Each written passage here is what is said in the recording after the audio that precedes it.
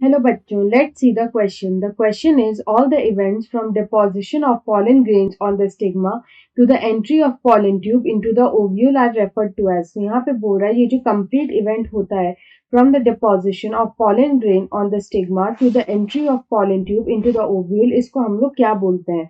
Option A is fertilization, option B is conjugation, option C is pollen pistil interaction and option D is syngamy.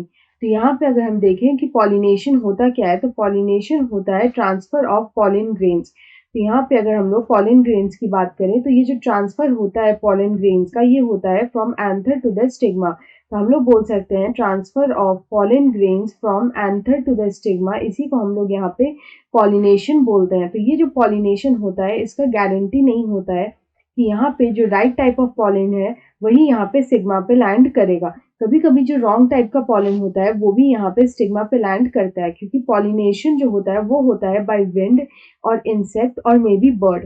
तो यहाँ पे इस तरह से कई तरीके होते हैं यहाँ पे जिससे पॉलिनेशन होता है। यहाँ पे वाटर से भी हो सकता है, एनिमल से भी हो सकता है। तो यहाँ पे जो पॉलन ग्रेन्स है उसकी गारंटी नहीं होती है कि वो right type of pollen grain ही यहाँ पे स्टिग्मा पे जाएगा। तो कभी कभी यहाँ पे रॉन्ग टाइप का जो पॉलन होता है हम लोग बोल सकते हैं wrong type of pollen can also land on the stigma, can also be deposited या फिर can also land on the stigma। तो उस केस में क्या होगा यहाँ पे कि जो पिस्टल होता है, जो फ्लावर में जो यहाँ पे पिस्टल प्रेजेंट होता है, इस पिस्टल में यहाँ पे एबिलिटी होती है, यहाँ पे pistil has the ability to recognise the pollen, वो यहाँ पे पॉलन को रिकॉग्नाइज कर सकता है।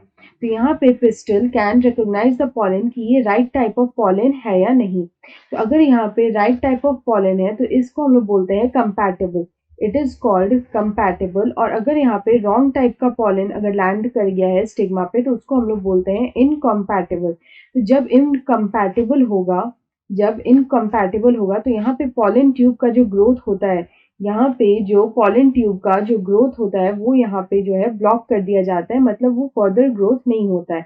लेकिन जब कंपैटिबल होता है तो यहाँ पे पॉलन ट्यूब जो है वो यहाँ पे ग्रो कर जाता है, वो यहाँ पे ग्रो करके ओव्यूल में जाता है, एंटर करता है ओव्यूल में। तो यहाँ पे अगर हम इस क्वेश्चन का करेक्ट आंसर देखें तो हमसे ये पूछा था कि इस होल प्रोसेस को क्या बोलते हैं, फ्रॉम द लैंडिंग ऑफ या फिर deposition of pollen grains on stigma to the entry of pollen tube into the ovule. तो इसको हम लोग यहाँ पे बोलते हैं pollen pistil interaction, it is called pollen pistil interaction. इस होल प्रोसेस को हम लोग बोलते हैं पॉलन पिस्टल इंटरैक्शन, क्योंकि यहाँ पे पॉलन और पिस्टल के बीच में इंटरैक्शन होता है और उसी से डिसाइड होता है कि ये जो पॉलन है वो कंपैटिबल है या इनकम्पैटिबल है, और उसी के बेसिस पे यहाँ पे पॉलन ट्यूब का फर्दर ग्रोथ होता है इनसाइड ओव्यूल। तो यहाँ पे अगर हम इस क्वेश्चन का करेक्ट आंसर देखें तो ऑप्शन सी में हमें दे रखा है pollen pistil interaction. So option C is the right answer. I hope you understand this question well. Best of luck.